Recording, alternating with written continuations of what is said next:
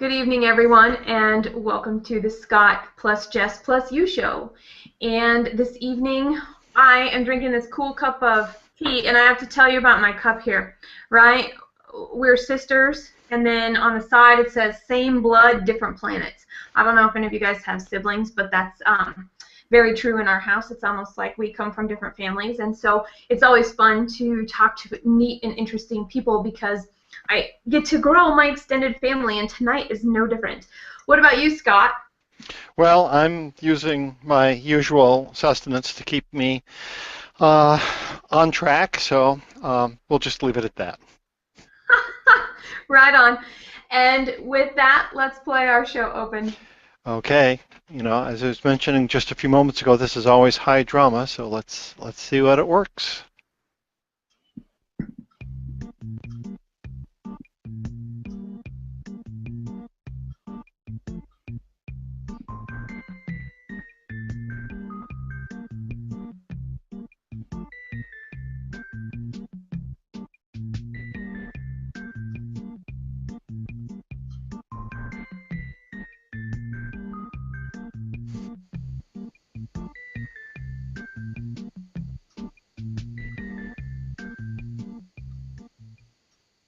Okay, we got it. Right on. We got it. Take And it away. so that's right. So this evening, one of the things that I really love about this topic is that there is so much depth. On the internet, we think about depth in regards to what are we adding to our blog posts? What are we adding to our tweets? And then we're also thinking now, how do we incorporate video and what does that do for depth? And the poor photograph just gets left behind. And it's so important. And there's so much that we can do with still photographs that they really can enhance and tell a story all their own and tell the same story in a different way. So we are so excited to have Brenda with us this evening. Hi, Brenda. Hi, how are you? Oh, I have to tell you, I am great. I have my tea. What are you drinking? What do you... H2O, baby. Oh, in a pretty glass, no less. Yes, it's a very pretty glass. Yes. And when we're thinking about things like the punch or the branding, Brenda, I want to know a little bit about your background. So do you want to give us a quick introduction before we start talking in general? Oh, my background. I started photography and actually opened my own business in 1994 in Las Vegas, Nevada. I actually started in the modeling and talent field, and that was a pretty wild times in Vegas, and got to see a lot of new talent. That's kind of when Vegas was the new Hollywood kind of thing. I'm sure they still are. Love you, Vegas. Anyway, we moved up here in 1998, and I grew up in the Northwest. We wanted my children to grow up in the Northwest because it's a great place to live, as you guys both live here. I'm sure you agree. And so we opened Genuine Image up here in 1998, and then in 2005 we opened a studio in Snoqualmie, Washington, and that's where we've been since. So my specialty is in portraiture. The biggest thing I love about portraiture is the human heart, and being intentional with it is something that has really progressed over the years. It's an amazing thing to think about instead of just this is what I look like, or this is who I am by how my hair is or my clothes are. In the later part of my career, it's really been about that human emotion, the relationship, the intention of what we're trying to do, what its purpose is. And so that's just been fascinating, interviewing so many different types of people and understanding what makes them tick, what do they love, what motivates them, what excites them, and that's what excites me. So. And knowing that that excites you, I want to learn a little bit more about you.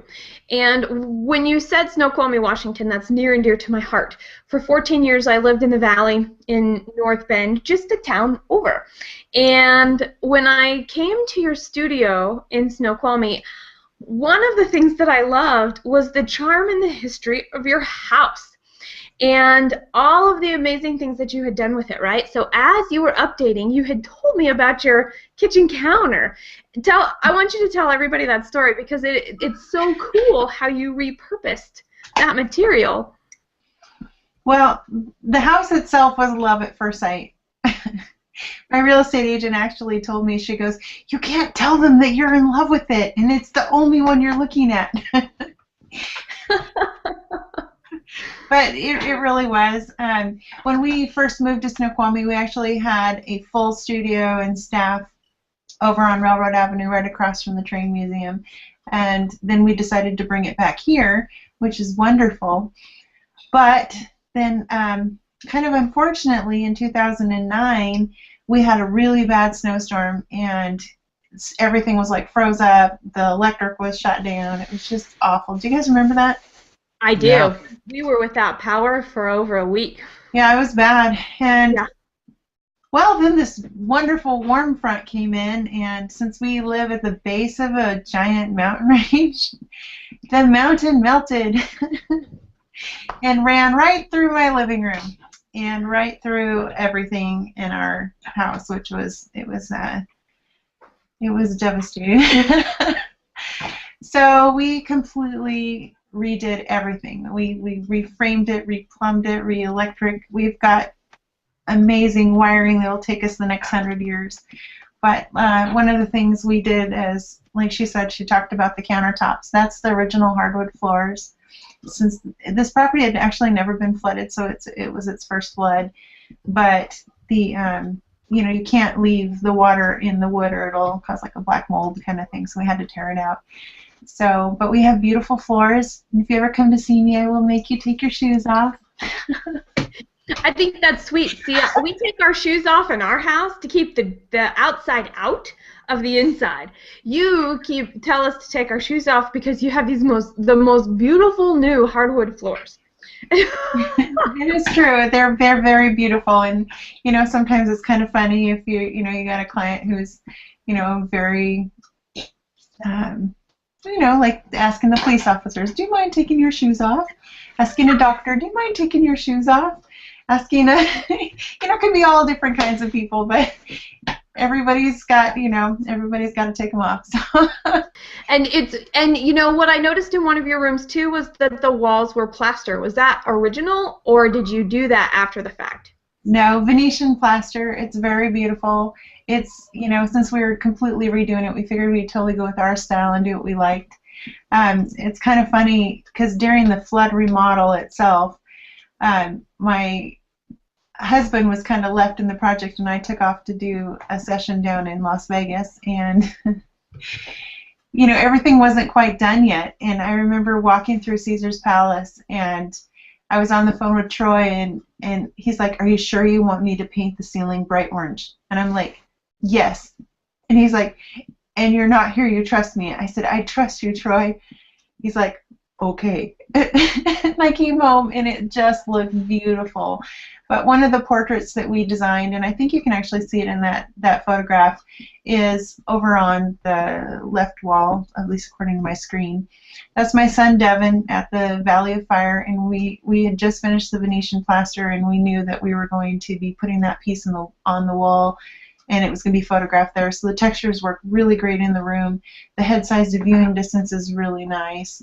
And Devin was born in Las Vegas, and this was his first trip back when he was 13. He's 17 at this time. Anyway, so it's just you just design being intentional, and I think it works really well together. And so that's a little bit about the house. And I have really comfy couches, and I love to drink coffee and wine with people on them and just hang out and be ourselves. And that is kind of, I guess, if there was a secret, that's really it, is that if you can just be yourself, everything can be wonderful. So I want to create an environment that people can really feel at home in, and hopefully you guys felt that way when you came to see me.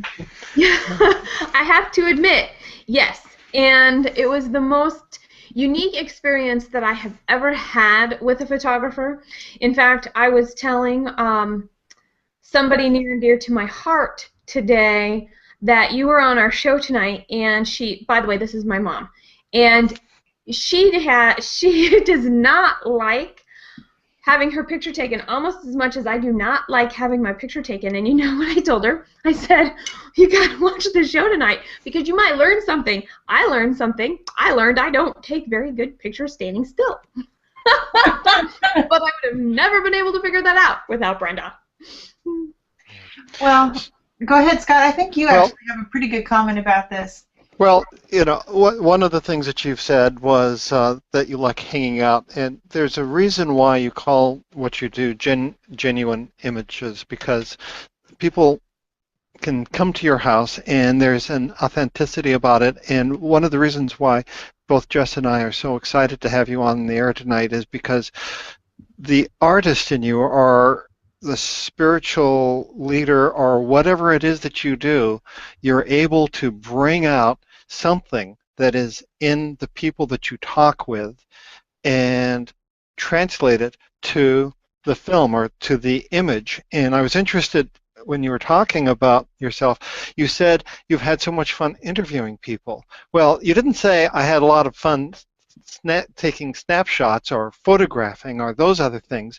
And one of the things that I know that Jess and I both went through, and it was unexpected on my part, but not on Jess's because I told her all about it, is that you interviewed us prior to us coming up to your studio. And it was the sort of questions that elicited, I don't know exactly what, but it was something deep inside. And, you know, they weren't terribly personal questions, but they were this or that. Could you elaborate a little bit on your philosophy in terms of the relationship between you and your art and the portraiture that you do? Sure. I'll give you a little example that I like to give. And I don't know, one day I was trying to explain it to somebody in a real quick thing, and I thought, well, let's just draw a mental picture of what it was. So I said, and I've used it a couple times since because I think it really kind of sums it up. So let's just say you and me are having coffee, and we're at a cute little coffee shop, and we're outside, and there's like a little road that's in between us. And let's say it was 1,000 years ago or 1,000 years in the future. We don't speak the language. The people, you know, we can see, we can hear them, but we don't know what they're saying, right? It's just totally foreign to us. But we see this this young couple, and they're kind of propped up against the wall, and he's got his hand up, you know, and she's kind of underneath him, and he looks down at her, and he's basically saying, "You are the most beautiful woman in the world. I love you so much. I love your hair. You've got the most beautiful eyes." And he goes on to, you know, flatter her. And it's real. It's not like he's trying to, you know, just hit on her. He really thinks this. And she is just embarrassed, and she's wants to hear more, but she's just, you know, you can see that happening, right? And without us understanding a single word that any of them said, we almost know word for word what's happening in that situation. You know, we feel what they feel, our heart's racing with them, you know, and you can tell thoroughly through the body language and the emotion, and that's how we speak. And if you know, somebody's sitting there next to you and you're telling them something really important to you, and they're like, yeah, but really they're thinking the game's on, I got to get out of here in 10 minutes, you know, blah, blah, blah.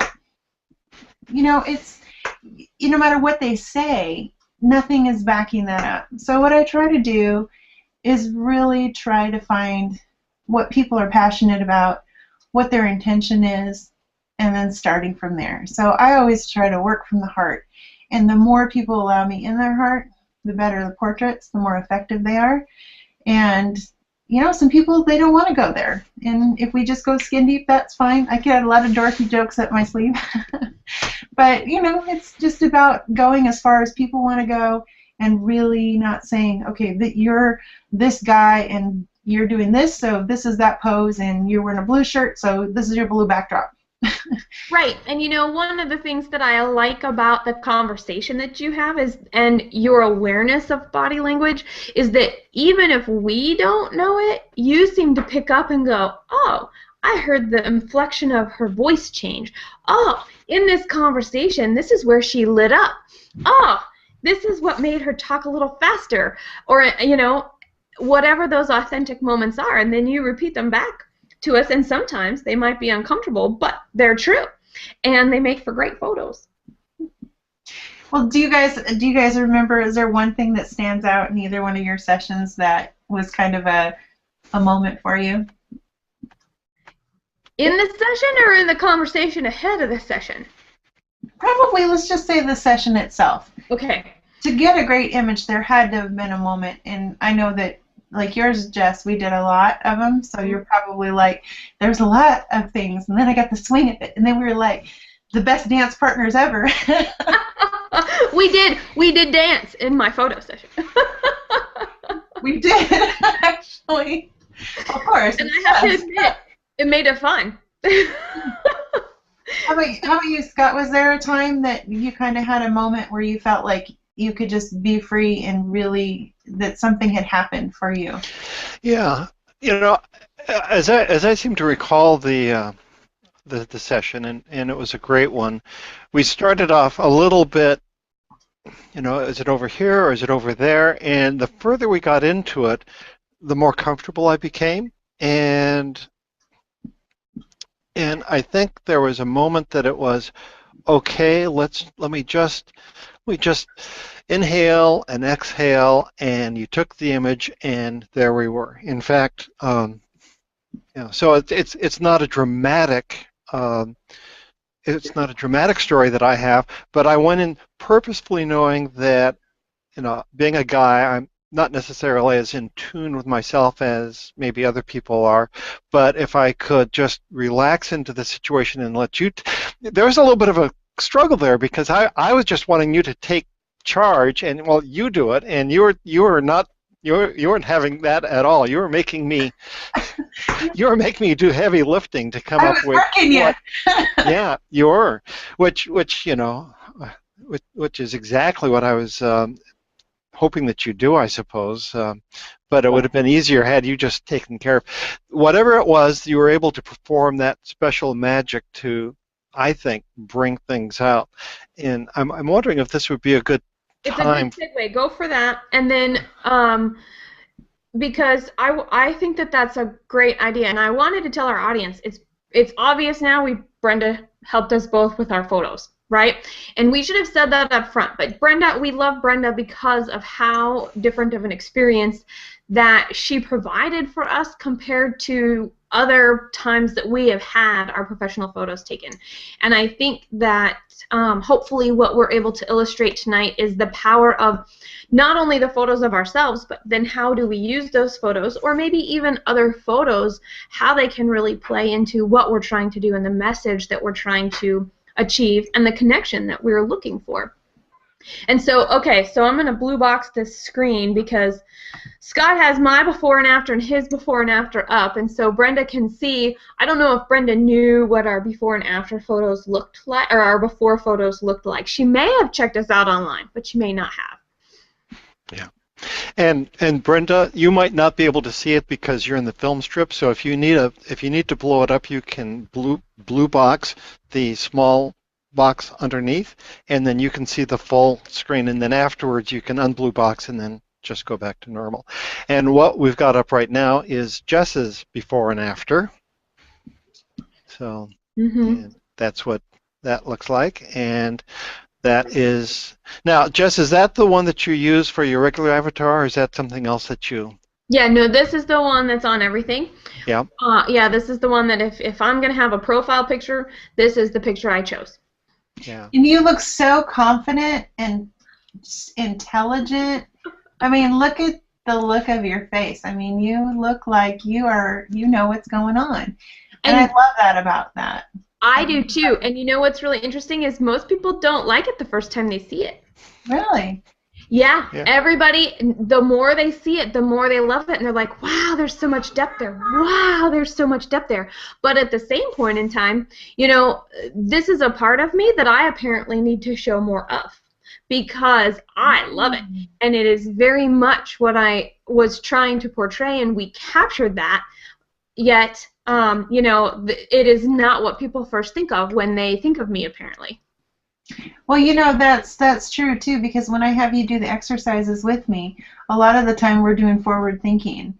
And if people know you from the past and they can relate you to, oh, she's this 14-year-old girl, or oh, she's just this whatever, and their way of seeing you, and they're not seeing you as a success and the leader that you might want to be. So you always got to remember who your ideal client or market is. And that is who we're directly speaking to. So anybody who would know you in your very professional sense would probably say, that's exactly who I know. So it could be also, I mean, maybe, maybe not, but that would be my thought on that. Do you guys agree or disagree?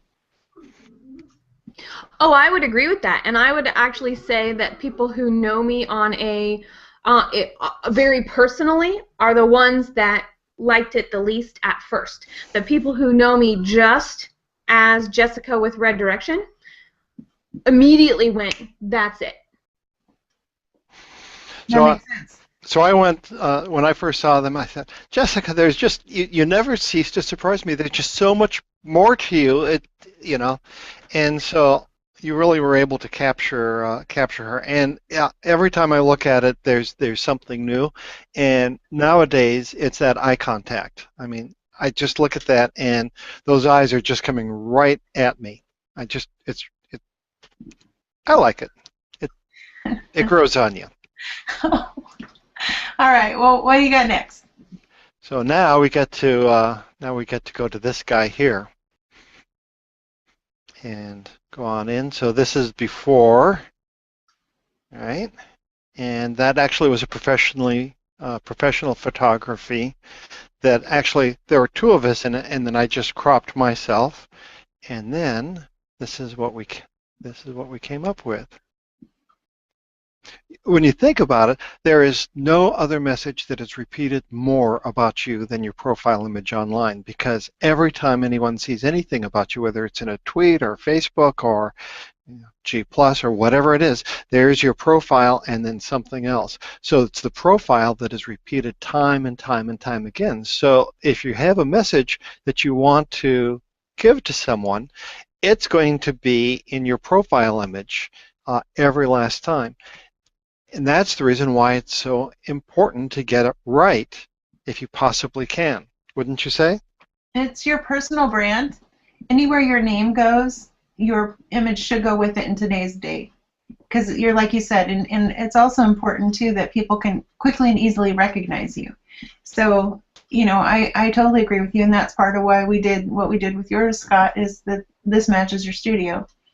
And this is who they easily can recognize. That's a very recognizable background that you have, and we did that intentionally. And the look that you have is, I mean, you are just a sincere, caring person, and I think that I think we talked about friendship when we hit this one. Does that ring a bell? Yeah, I think so. Yeah, and I think I might have even said something about, are you my friend, or something like that. Is that what I said? Oh man, you're embarrassing me now. And then you looked at me and you said yes. And I said, that's what I see in you, and that's how you care about everybody else. And you said, it is. And we knew we had it, because we both felt it, and it was right there.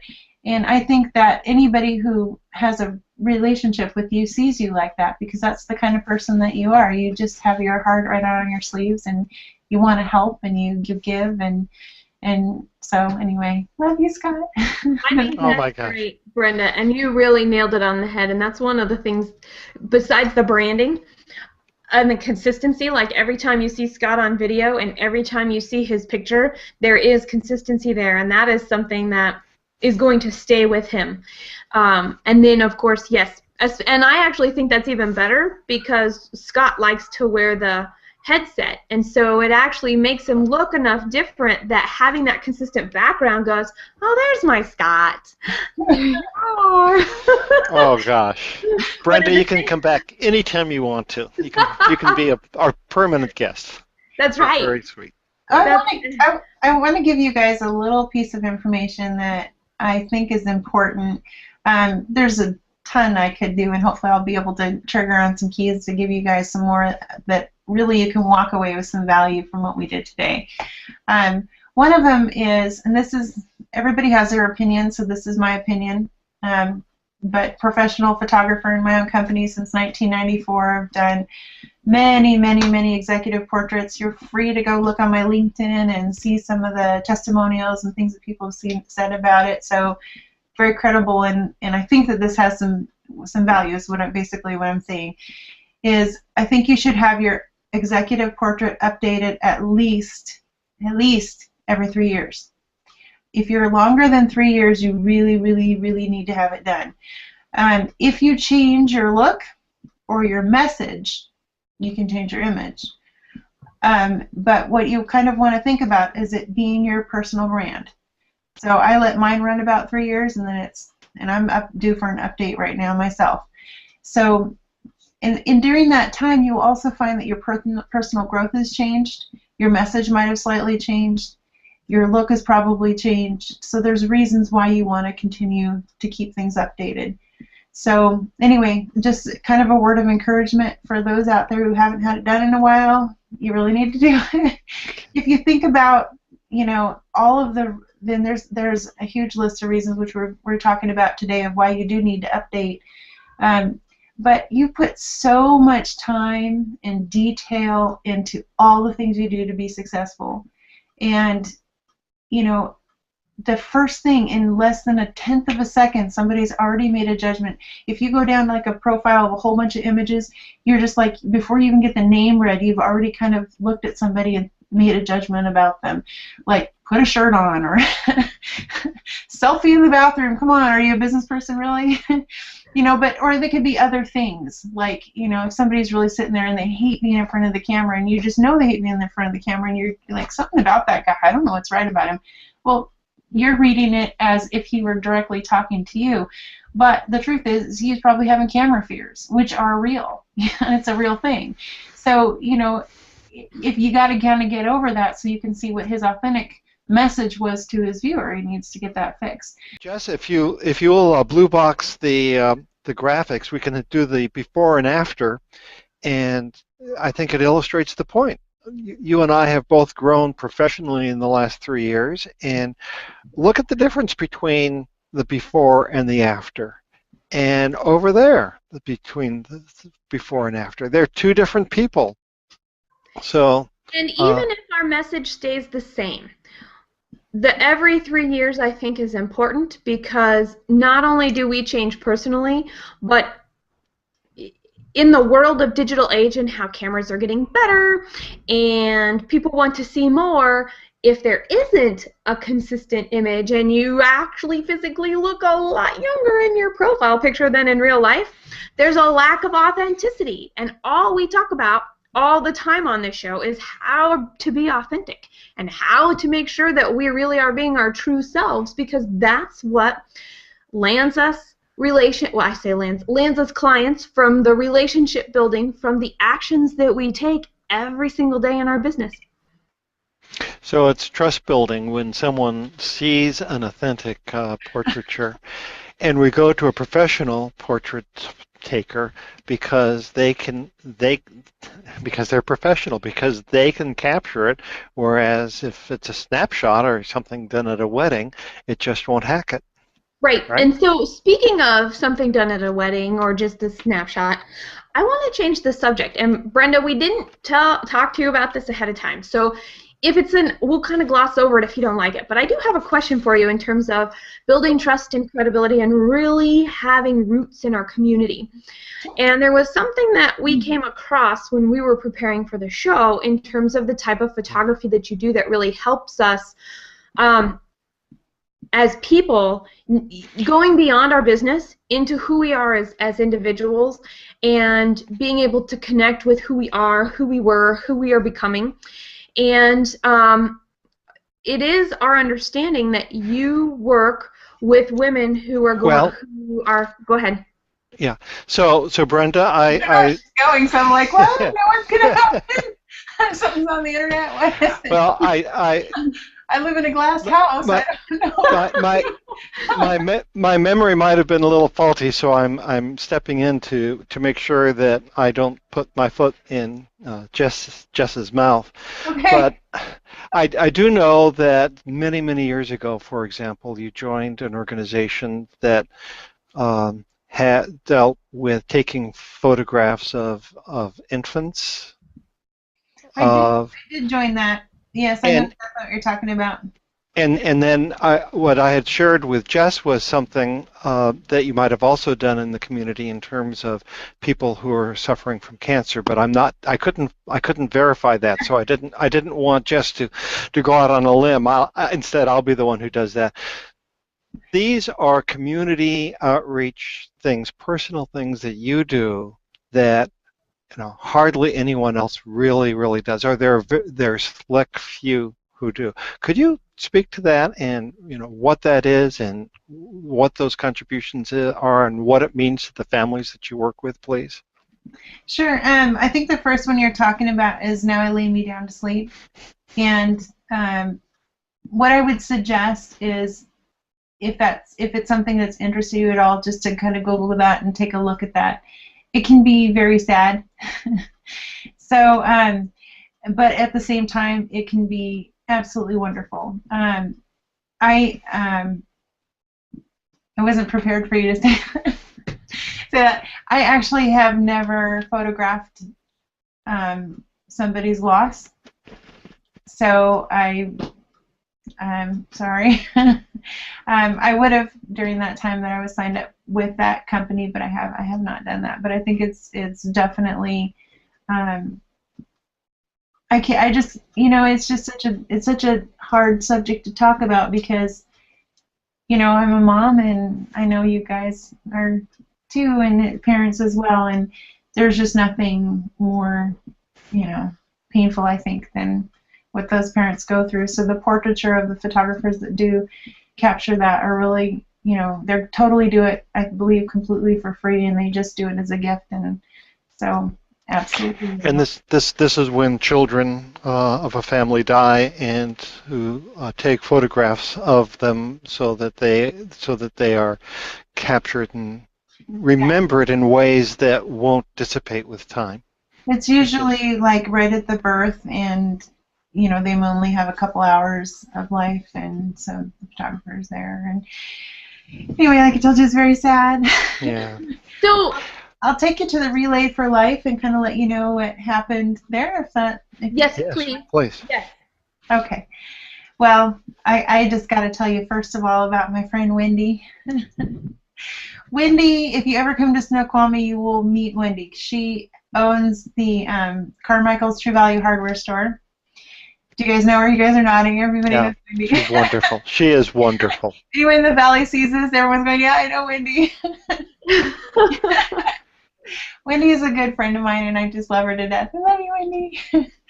Anyway, she asked me if I would help her with Relay for Life one year, the year that she was running it, and we had an opportunity to work with some cancer survivors, and it was just a blessing. I had a lot of fun with it. It was the same year that we were totally devastated in our flood, so it was kind of a challenge, but I mean, anytime that you can do something to help lives, I think that's great. I have recently had 2 clients that both had cancer that they had recovered from really recently at that time, and one of them is my good friend Teresa Warren. Teresa. Anyway, if you ever go to Jeff Warren State Farm's office and you go into Jeff's office, you will see a really beautiful portrait I took of his family above the falls, just kind of when they first came to the valley, and it's just an emotional, fantastic, awesome piece. So I'll just kind of mention that. So if you ever get down there, you have to go check that one out. And then another lady as well that we did a really wonderful session with. So, you know, I mean, portraiture itself, if you really get down to it, it's not just a picture. It's really not. And it's not about a camera. A camera is just a tool. It's really about our lives. It's about human lives. And I consider myself a designer and a portrait artist. I know I have to go under the category of photographer, and it kind of kills me that I have to type in photo because I consider my work portrait. But that's what everybody knows it as. But really, when I look at designing, whether it's something for somebody's business or if it's something for somebody's home, I'm thinking of it as being intentional, it being storytelling, it being important, it being something that's going to carry on history and a legacy. And I think that there is so much that we can lay into the images. I mean, people get into an airplane and they fly across the ocean to go look at portraits. Why do they do that? What is it they're looking for? When they're looking into those images, there is a reason, and that's the same thing that I like to do as an artist, is I like to be able to, you know, tell that story. And that story can be told in the simplest of portraits, but it can be spoken very loudly, it can be spoken very quietly. It might only have the audience of one, it could have the audience of the whole world. And so that's why design is so important to me. And cool. These are executive portraits. Can they see those right now? Yeah. These are executive portraits.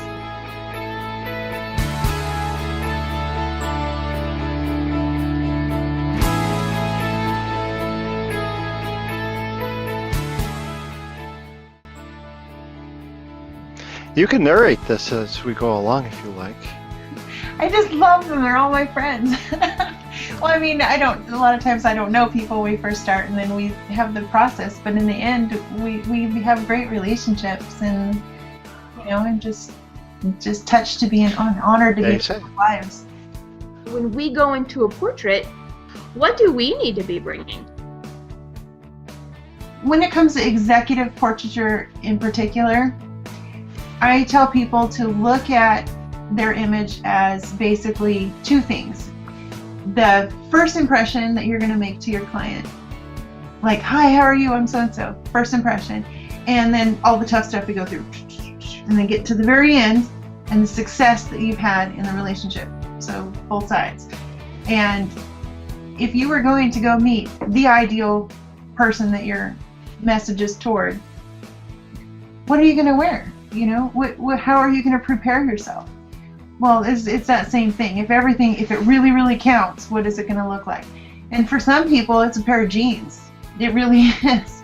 And for other people, it's not. But trying to fit somebody in a box and saying, well, this is what you're supposed to do, or this is what you're supposed to do, there's no rules on it. The more we identify what the goal is, the more, you know, we start to understand what our design is. So I do take people through a design process, and that preparation is going to be everything that we found important in our consultation. There will be a list of things that you got to do, but the biggest thing I think is really shaking off those stresses, shutting off the cell phone, being on time so you're not stressed out, and if you're late, call so that, you know, I would rather somebody be 5 minutes late than to be on time and frazzled and then me have to take 15 to get them out of their funk. Oh my God, I'm so late. Just, okay, fine, just be late. Right. Turn on the music. Well, and you know, exactly. And my favorite piece of advice was the one that I wasn't allowed to do anything the day before, and my husband, Ryan, he had to take care of me, and he had to give me an extra foot rub that night. Oh, when I told him your list, he was like, no wonder you like her. Where was this list for me? Jeez. Oh my gosh. That's so funny. That's so funny. Well, you know. That was a little trick shot there, Ryan. I have to tell you, every once in a while now I tease him. I'm like, well, you know what Brenda just told me on the phone? It's time for me to relax again. Or, this is my favorite one. I said, do you want me to write you a prescription for shopping? Tell your husband your photographer said you get to go shopping. That's, I love it. I think that's really, really cool. And what's even funnier, Ryan goes, I tell you to relax all the time. But Brenda has the clout. I'm like, well, when it comes to my photo, yeah. Oh, that's too funny. The more you can be yourself and have fun, the better everything is going to be. And if you don't want to come across as a giggly girl, you know, then you don't want to be in that mindset of all giggly, because it's also not going to fit your purpose. So your purpose is, you do want to have your mind going with what you need it to do intentionally. And so that's, I guess, summed up, you really got to think about what you want. Mm-hmm. So, and know before you get there, because you can help us so much, but we may find a photo that we really like, but if it really doesn't serve our purpose, what is that going to do to propel us where we're trying to go and with what we're trying to do in our business? Exactly. And just, I guess if you take your mind off yourself, it really helps. And that's definitely a big key that you'll want to always remember. Because if we get, you know, thinking about ourselves too much, we start to get all those fears and start to think, oh, what if I do it wrong? Or, oh, this is going to be so expensive. Or, oh, I'm not going to have time to schedule this again. Or, I had my hair done, I had my nails done, I got this new outfit, had to take the day off work, I had da-da-da-da, and you're getting this big panic thing, you know, that's just going to wind you up in a ball. That, you know, you can still do those things, but you have to keep your mind set on the client or the purpose. So these are the people skills that real professional photographers have. You can take two different people, give them the same piece of equipment, and they'll come up with two entirely different products or deliverables. And if it's scenery, there is an art to it. If it's people, there are people skills to that. You know, there are those who are across the country, actually around the world, who will potentially be seeing this. So this isn't, you know, come to Brenda. There is a mindset, and there is one way. It's not the only way maybe, but there is one way to approach having professional photography so that what is on the inside can be displayed on the outside. And it sounds like, or it seems like, we're trying to capture that, and I think probably succeeding between the two of you, so that people will have that, oh, okay, I can do that. So there's a little bit of a standard that I think that is being set today. And so I'm going to go on that standard, if I may, with a question for Brenda. So if you were to sum up, because if you live in the Northwest, we would recommend Brenda over anybody else. You've seen our work, you've seen our before and afters, and you've seen Brenda's work, and you can go to her website and see more. But if you're not in the Northwest, how do you find your own Brenda? And so, Brenda, what are some questions, because you had said something, you don't like typing in that you are a photographer or you do photos. You like the artist aspect of it. So what are some questions that you would want us to think about when we are canvassing for somebody to help us with our photo? That's a good question, and I actually have to even open that up just a little bit bigger. Now, not every person out there is going to be a great match for me. Not everybody wants what I do. And the people who do, that's perfect, that's great. But there are all different kinds of photographers. And I have a good friend of mine in North Bend, and she's more of a photojournalist. Her style is completely and totally different from mine. I mean, we barely overlap. And, you know, there are people that are the perfect match for her. And then there are people that are the perfect match for me. But if you look on a spectrum of photographers, she's a photojournalist, which is way over here, and I'm a designer and portrait artist, which is way over here, and there's a lot of stuff in the middle. And I do kind of move this way, and she does move this way. But I like to have a plan in place. I like to know what I'm going to do before I start, because if I can see it in my head and know what my goal is, I can set everything in place for success. We're both working toward the same goal. We both have the same vision. I can have lighting prepared, backdrops prepared. I mean, that's just how I work. Somebody else might say, you know, I just want to just let things be completely and totally 100% natural. Natural light, natural whatever you're wearing, whatever, you know, just happens to be spur of the moment. And that's a style. And so there are just so many different kinds of ways to go. There are studios that have sets, and they do things a particular way. They do a certain pose with a certain background, and you go through sets through what you do. I mean, there's just so many different types. So what you really have to do is find the person that you really feel like you're a match with. If you don't feel like you're gonna start to dance together real well, they might not be the one that's for you. If you feel like, yeah, everything's a groove and everything's in flow, I feel like you're my new best friend, that's probably the one. And of course, like their work. You know, you have to like their work, because their work is you know, gonna be a lot similar to what you're gonna receive too. Our industry is completely changing, and it has been changing for years, and you can't compare it like a can of Coke to a can of Coke. So, you know, you're gonna encounter that there's gonna be huge price differences, and there's no, you know, really way of comparing them other than looking at the true value, and the true value is going to be what that value is if it's done the way you really want it to done, and it's going to be effective for what you're going to be doing. Then look at that value opposed to, well, this one's XYZ dollars and this one's XYZ dollars, so I guess I'm going to go with, don't go that way. Instead, use the other parts of your brain to kind of figure out what those costs are going to be, and you'll be very happy with your results if you follow that. So that's a little advice. Hope that helps. That's great. That's really wonderful. Now, I wanted to totally change the topic now. Are you guys ready for that? Yes. Okay. Go for it. So that is one of the things that Scott's really excited about, is building the Jess+Scott+You cookbook. And I'm excited because then I get to learn more things that I get to eat, and I'm just loving to eat. So we wanted to talk to you about, you know, and I know right now the Honeycrisp apples are going out of season, and we're just getting these wonderful, awesome vegetables and pomegranates and some other things like that. Is there something that this time of year you really gravitate towards and want as we're changing seasons into the fall that you like to eat or think about eating? Me? Mm-hmm. Oh, I have no idea. That's so left field from where I am. I know. So, how about we start with this, Scott? What's new now that we're going into fall? We'll let you think about that for a minute, Brenda. What's new in your world? Because in my world, it's Brussels sprouts, and I know people are going to go, "What the heck is she talking about? Brussels sprouts?"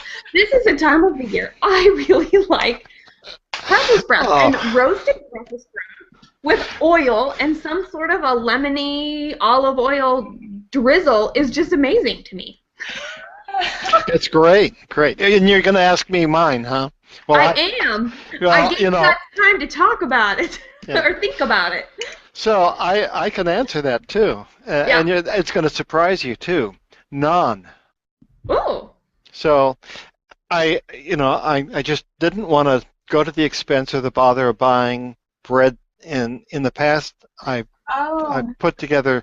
made naan. But what I discovered is that you can make the dough and then freeze it and then take it out of the freezer. And what I've been doing for the last several days is I will roll it out, and just the portion that I want for today, I'll put it on the grill. I'll do it, and then I've got it. And then tomorrow I'll do the same thing. So one double batch of naan will last 3 or 4 days, and I will put turkey. I baked the turkey the other day, so I chop that up and I put it inside the naan and I wrap it up so that naan is my most recent one. Not very autumn-like, but it's the best I can do. I'm going to sound like such a wimp. A while ago, I kind of turned the whole reins over our whole kitchen and everything to my husband. So I just let him do everything, and then it just pops up, and I go, okay, great, thanks. Oh gosh, I kind of embarrassed. I could bring him in; he'd probably tell you a whole list of things. But no, he kind of took over that department. I'm trying to even think, and I only one is like coffee in the morning, and so I guess right now mine would be a nice cup of coffee. You were thinking of doing a take two, a +2 takeaway. Would this be a good time to do that? Brenda, can you hear me? Oh, yes, I thought you were talking. Okay, and I think I figured out the audio thing. So what we normally do, Brenda, is that we have an introduction, and Jess will blue box it, and then as soon as it's finished, I will cue you, and then you can do your take two +2 takeaway. So I just need to, this is kind of cursor control, so I'll take care of that, and here we go.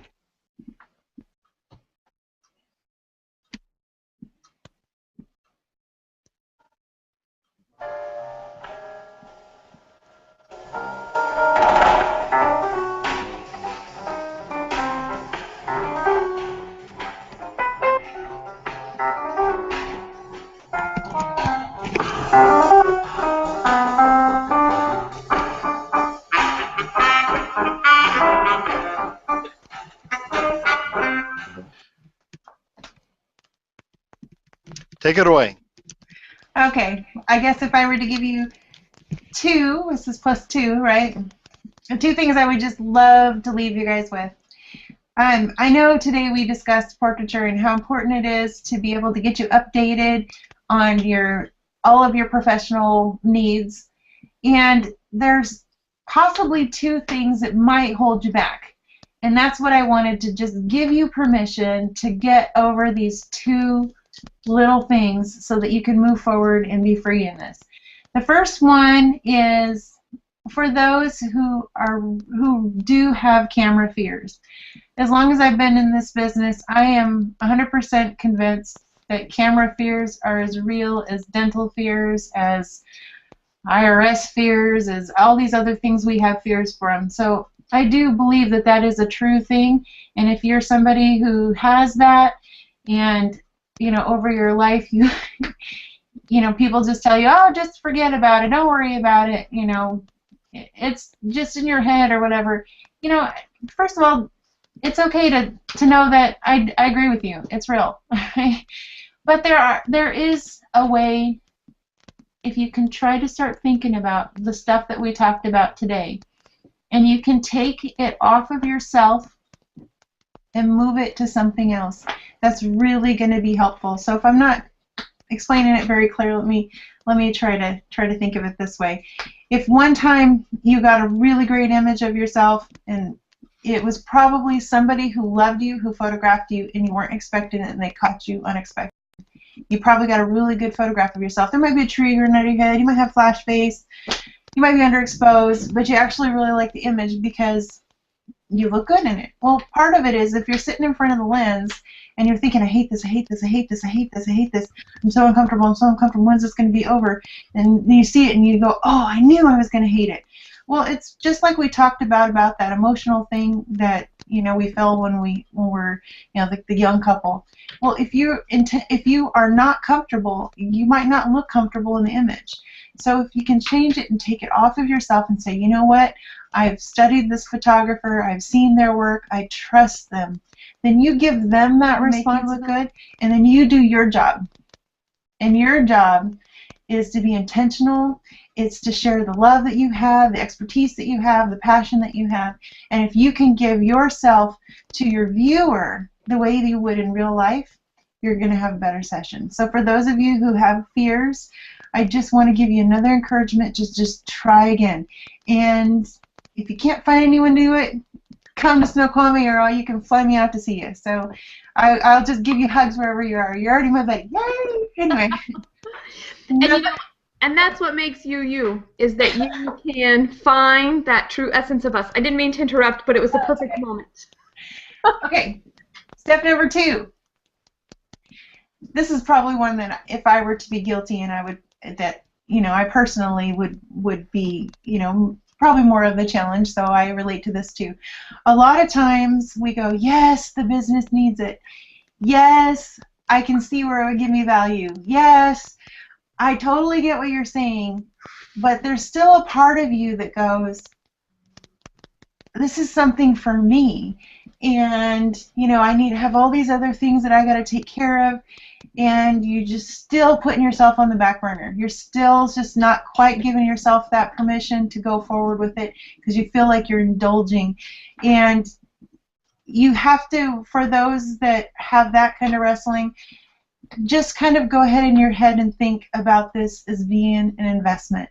And even if you have to just satisfy that little thing of yourself and just have to say, okay, maybe there's a tiny bit of it for me, just enjoy it. Whatever you do, it's not going to make you feel any better if you're beating yourself up over it. So if you make a decision to do it, which I encourage you to do because you are going to have all those benefits, and do it well, do it right. It's kind of like buying things on sale. You pack your closet full of it and then it all goes to the Goodwill. It was all totally a waste. If you're going to do it, get the thing that you're really going to like, and then you're going to use it all the time and you're going to be happy to have it. So invest well and be proud of yourself for doing it, and it's going to bring you a return. It has a job and function to do. So let's do it right. So I hope that if you guys that have those little two issues that you're trying to overcome, I give you permission. I will write you a Brenda prescription. It's okay. All right. Those are my +2 takeaways. Thank you, Brenda. Thank you, Brenda. That was great. That was terrific. That was, and I actually think, oh, go ahead, Scott. No, I was just going to say the timing seems to be. This has just been such a magnificent hour, and the timing just seems so right to take a deep breath and to kind of remember what the fellowship that we've had and the good advice. And I think there's something special that that happened tonight that opened my eyes and opened our hearts to the photography. There's just something genuine when you can make eye contact, and so thank you, Brenda. You've just been a terrific guest. Appreciate it. This is really, really awesome. And when we were, it was a no-brainer. It was one of those things where Scott, he actually told me, he goes, "You need a new photo, Jess." And I hadn't even met him in person yet, I don't think. And he was telling me about this amazing experience he had. And so when I think about that, and I think about what he and I have talked about and what we get to do every week on this show, and to have you and the light that you shine and the light that you bring out in us just being here has been so wonderful that I kind of feel like we might find some good still shots right from this hangout that we could use. Not as good as the camera that you have yet, but very true, very honest, and very open. And that is something that I appreciate in the artistic approach that you bring to your work and your craft. Well, thank you. Remember, the camera is just a tool. That's right. Hey, we say that about, we say that about social media. I thought that was an interesting parallel. We might have to have a show about that. What are the tools that we actually use, and then do business around them? Anyway, so thank you, Brenda, for joining us. And for those of you watching, thank you so much for participating. We did have a comment about Brussels sprouts being good any time of the year, which that's good to know. I want to grow them someday. I think that would be fun. And anyway. And before we go, I'm going to read a comment from one of our viewers, Lolan Fergsang. I hope that's okay, the pronunciation. "Tell that story. I hadn't thought of portraits quite that way. I always thought it was just luck when finding the right portrait artist. I now know what to look for next time. Also appreciate the preparation list." So there you go. All right. And we want to say thank you, good night, and please join us next week as we have David Amerland on our show to join us and talk to you about all kinds of goodies on that front. All right. Thank you and good night. Oh, hang on. I know, I'm not leaving yet. That was your cue. Princess wave. Okay. You know, this is so much fun. We always end up doing it this way. Here we go. Let's hope the audio works.